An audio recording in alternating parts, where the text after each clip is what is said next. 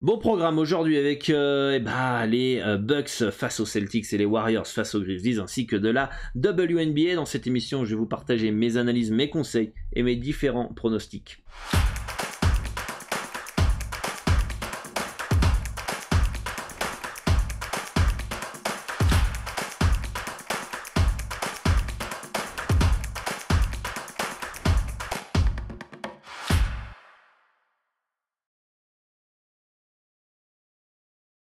Salut à tous, c'est Dorado, j'espère que vous avez la forme avec un beau programme. On va voir si les Bucks vont se qualifier en finale et rejoindre Miami. On va voir aussi si Boston est capable d'arracher un Game 7. Et enfin, pareil pour Memphis, est-ce qu'ils vont réussir à faire l'exploit sans bien Ja Morant à s'arracher un Game 7, ou alors les Warriors vont-ils se qualifier en finale de conférence Ouest. On a de la WNBA au programme, donc pas mal de choses à dire aujourd'hui. L'émission va se dérouler en plusieurs parties. Première partie, les résultats de la dernière émission, les pronostics et les analyses du jour en NBA et en WNBA, et pas de performance joueur aujourd'hui puisque je n'ai absolument rien repéré qui me semblait potentiellement intéressant pour aujourd'hui. Si vous voulez que je continue à faire ces vidéos qui me prennent du temps, qui sont totalement gratuites, n'hésitez pas à vous abonner et activer la cloche des notifications pour ne louper aucune des prochaines émissions.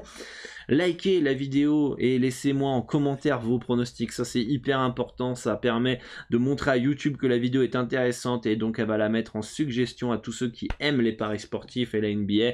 Donc merci à tous ceux qui prennent le temps de liker et de laisser en commentaire leurs pronostics, ou même vous dire un petit merci. Voilà, vous n'êtes pas obligé de partager vos bets, mais voilà, merci de prendre ce temps-là. Et partagez à vos amis parieurs cette émission si vous avez dans votre entourage des parieurs qui peuvent être intéressés par cette émission.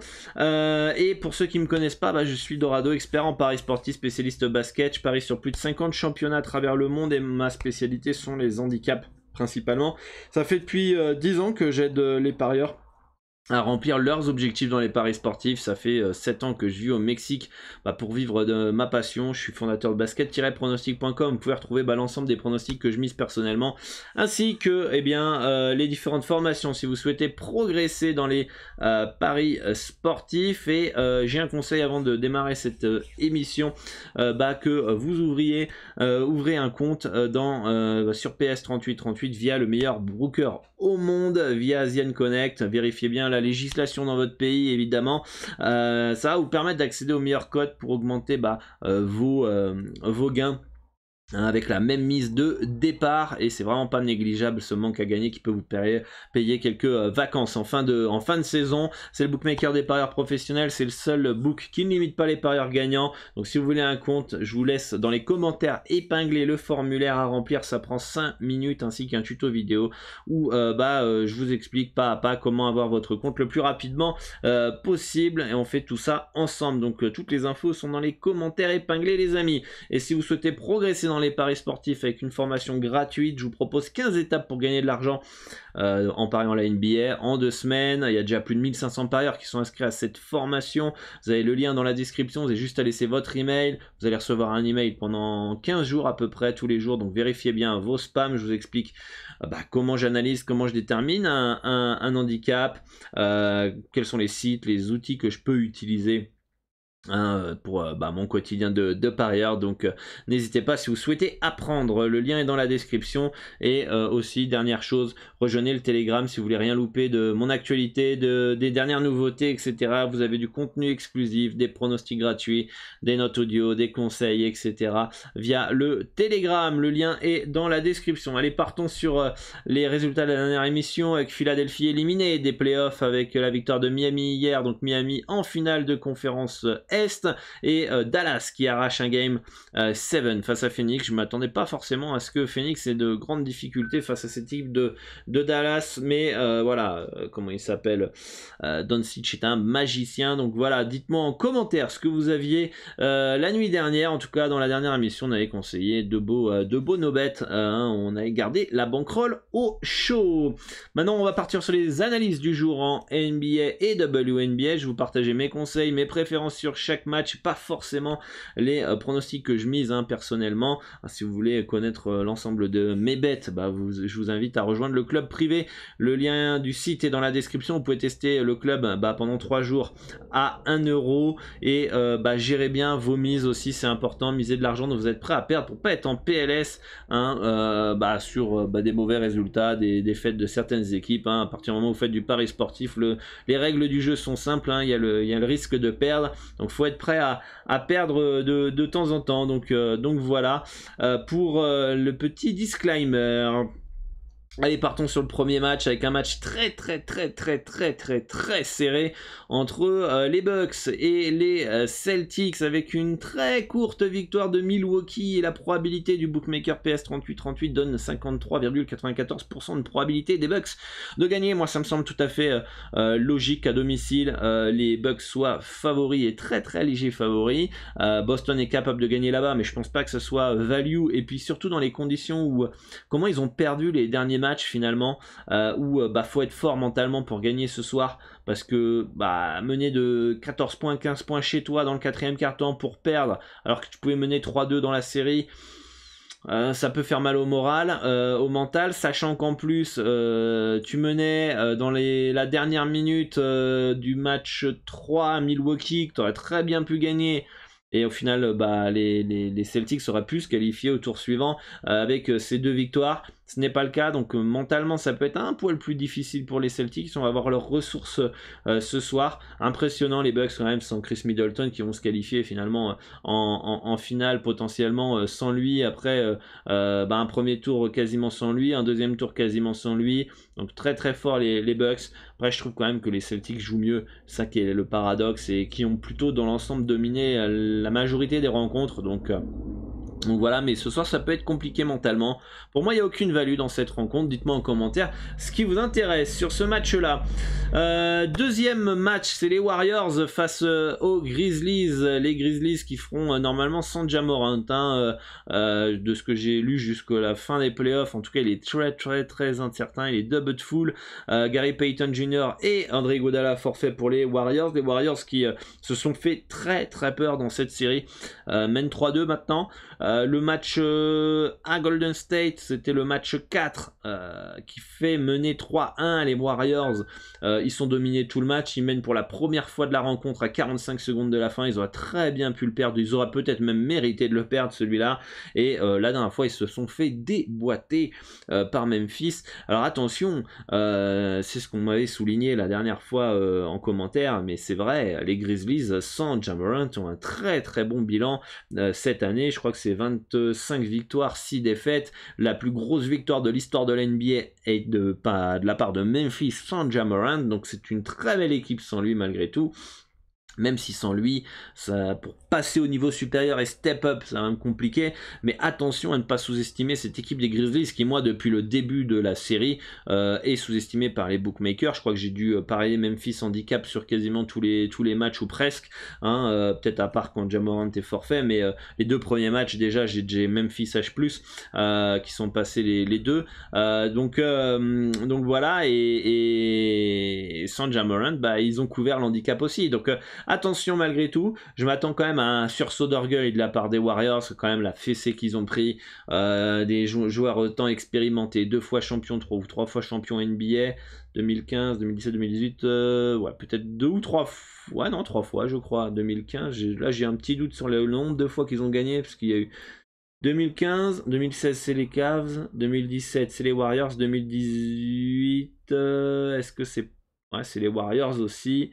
2019 c'est là où c'est Toronto, donc ils ont gagné 3 fois, et je m'attends à ce qu'ils clorent la série ce soir, donc une préférence sur Golden State à 1,30 dans cette rencontre où pour moi l'expérience, le sérieux, le sursaut d'orgueil de Golden State va prendre le dessus ce soir dans cette rencontre. Donc préférence Golden State. Dites-moi en commentaire ce que vous avez sur cette rencontre. Les performances joueurs hier, qu'est-ce que ça a donné? Bon, Jalen Brunson qui fait 2 passes malheureusement, donc ça ne passe pas. Hein. Tyrese Maxey qui prend 3 rebonds, ça passe, et Joel Embiid qui met que 20 points, très maladroit au tir, et puis en plus un blowout dans le dernier quart-temps. Donc voilà, tout ce qui est pas bon pour quand tu as un over sur un joueur. Donc dites-moi en commentaire vous ce que vous aviez aussi hier soir en termes de performance joueur. Donc pas de performance joueur aujourd'hui, puisque rien ne me semblait intéressant. On va passer par la WNBA avec Washington face à Dallas. Washington qui fait un très bon début de saison. Alicia Clark que j'ai mis forfait, mais on vient d'avoir l'information qu'il pourrait revenir ce soir, ça c'est une bonne nouvelle. Natasha Cloud est bien forfait, ainsi qu'Elizabeth Williams. Moi Washington, comme je vous le dis, c'est un peu l'équipe un peu casse-couille, parce que elles ont perdu des joueurs majeurs cet été comme Emma Messman et Tina Charles, voilà, et a récupéré Elena Deledon qui n'a pas joué depuis quasiment 2 ans. On ne sait pas à quel niveau, on sait qu'elle a des problèmes de santé, ça a l'air de plutôt bien se passer. Je suis assez surpris de voir leur niveau à ce moment quand même direct dès le début de saison. J'avais de forts doutes sur eux, du moins sur elle, et bon, petit à petit, bon, ça fait que 3 matchs, hein, elles n'ont pas eu un calendrier si compliqué que ça, à part la grosse performance face à Las Vegas. Les 2 premiers matchs ont été un peu faciles. Là, bon, la grosse différence, c'est la défense quand même, par rapport aux saisons précédentes. C'est une grosse défense qui fait la diff par rapport aux prévisions qu'on aurait pu avoir, et cette défense fait que c'est une équipe qui commence à être un peu costaud et qui peut-être candidat peut-être au titre, hein. Mais moi j'attends encore confirmation de cette équipe de Washington, qui doit montrer d'être régulière comme ça, parce qu'il y a quelques années, il y a 2 ans, si je me trompe pas, ou 3, Washington démarre mais fort, ça met fessé sur fessé, ça tape Seattle, ça tape Phoenix, ça mettait fessé sur fessé. Premier, je crois que ça a été la seule équipe invaincue après 8-9 matchs. Bref, surfait sur la WNBA alors que Elena Deledon n'était pas là. Bref, impressionnant. Mais après, ça a coulé, mais en pic total, pour finalement finir dans les dernières positions. Donc attention à pas s'enflammer en WNBA sur les débuts de saison. C'est pas parce que Washington démarre fort ou une autre équipe, hein, que ça va être comme ça toute la saison. Moi je m'attends à ce qu'il y ait un coup de mou à un moment, parce que cette équipe est plus faible que par le passé et elle ne peut pas jouer au niveau qu'elle a eu en 2019 lorsqu'elles étaient championnes. Parce que l'équipe est plus faible qu'en 2019 pour ma part. Donc ça va être, moi ce que je m'attends, c'est que ça va être une équipe poil à gratter, ça va être une équipe capable d'aller au titre, mais en tout cas voilà, dans les candidats, mais pas dans les plus gros candidats. Voilà, un petit peu comme un Phoenix ces dernières saisons, une bonne équipe, mais peut-être un poil juste pour aller au titre. Donc voilà un peu ce que je m'attends moi du Mystique. Je m'attends pas à ce que ce soit au fond du classement comme ces dernières saisons, mais en tout cas pour moi, pour le moment, elles sont en sur-régime. Qui va débuter avec ce soir le début de McCown qui vient d'Indiana, puis une pivot dominante, ça c'est une bonne nouvelle pour le Wings, qui a pas de blessés, et qui est une équipe accrocheuse avec beaucoup de talent, jeune, beaucoup de profondeur, et je pense qu'elles peuvent rester dans un handicap de plus 7,5 à 1,934. Tout dépendra encore une fois de la défense de Washington et évidemment de leur adresse à 3 points, puisqu'elles sont aussi assez à droite sur les tirs extérieurs. Donc voilà pour cette rencontre. Ensuite on a Atlanta qui fait un bon début de saison, qui jouera normalement sans Tiffany Haynes, que j'ai mis incertaine parce qu'on sait pas trop quoi s'attendre d'elle. Las Vegas qui vient de prendre une fessée face à Washington. C'est une fessée, elle menait de 15 points, elles ont fait une deuxième mi-temps catastrophique, donc je m'attends quand même à un regroupement des troupes, une réaction de la part de Las Vegas. Je pense qu'il y a trop de talent pour que les Aces ne gagnent pas ce soir à Atlanta, donc préférence Las Vegas à 1,279 pour moi cette nuit face à Atlanta en reconstruction. Et enfin le dernier match, c'est le Liberty face au Fever. Le Liberty qui s'est fait laver à Chicago face aux championnes, qui affronte une équipe d'Indiana en reconstruction, hein, Je suis assez étonné d'ailleurs que les projections donnent un score à 79 à 78 en faveur du Liberty.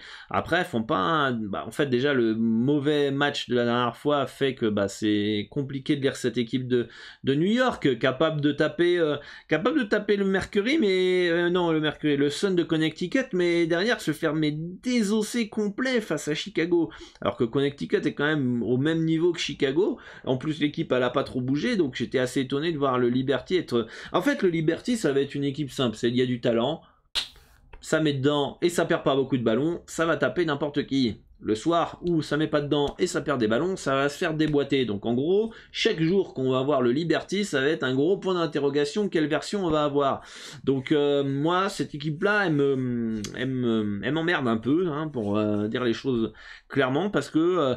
on sait qu'il y a du talent, mais on sait qu'elles peuvent être catastrophiques. Et si ce soir, elles sont catastrophiques, qu'elles perdent des ballons, elles vont laisser en vie Indiana, et je m'attends pas à un match facile de la part du Liberty. Par contre, si elles commencent à mettre dedans et à faire attention au cuir, etc., elles vont sûrement déboîter Indiana. Donc, très très difficile à lire. On fait confiance au score potentiel avec si c'est le bon score, on a Indiana plus 6,5, plus 7 qui peut être intéressant, hein, pour ce soir. En tout cas, les probabilités des bookmakers donnent une large victoire de New York, une victoire facile de New York, puisque la probabilité est de 72,41%. Moi, je pense que New York va gagner ce soir. En tout cas, il y avait la possibilité de prendre le sec sur New York, mais je trouve quand même qu'il est un peu bas. Le sec est bas par rapport au risque potentiel de cette équipe qui est capable de perdre une vingtaine de ballons chaque soir. Et le nombre de fois que l'année dernière, ils ont perdu 20 ballons, 25 ballons, et que c'est l'adresse à 3 points qui les sauve, qui les font maintenir dans le jour où elles n'ont pas d'adresse comme contre Chicago, c'est 30-40 points d'écart. Donc une équipe comme ça, nous en tant que fans, on s'en fout, mais en tant que parieur, c'est horrible. C'est horrible comme équipe parce que on sait jamais à quel visage s'attendre. C'est une équipe... le soir où elles perdent des ballons comme contre Chicago, t'es dégoûté d'avoir un petit New York H+, quoi, tout simplement. Donc voilà, voilà pour cette rencontre. Donc Indiana plus 6,5 semble intéressant, mais je suis pas plus fan que ça en termes de préférence. Mais le Liberty est trop bas et le H est trop haut pour leur faire confiance.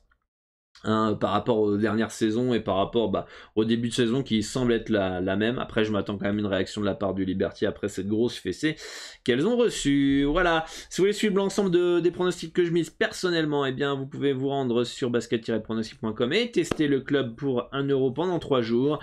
Et n'hésitez pas à me contacter si vous avez des questions par rapport au fonctionnement du club. Et si vous voulez échanger avec l'ensemble de la communauté et moi-même, je vous invite à rejoindre le Discord. On est déjà plus de 4000 parieurs, hein, et vous pouvez changer vos analyses sur le foot, le tennis, partager vos compétences, vos connaissances, partager vos pronostics, progresser, participer à des challenges, accéder à des tutos vidéo, des tutos d'inscription, etc. Bref, n'hésitez pas à rejoindre le Discord, le lien est dans la description. Bonne chance à tous, dites-moi en commentaire qu'est-ce que vous avez comme pronostic pour cette nuit. Cassez-moi la gueule du bouton like, les amis, pour soutenir la chaîne. Et moi, je vous dis à demain pour une nouvelle émission. Ciao, ciao.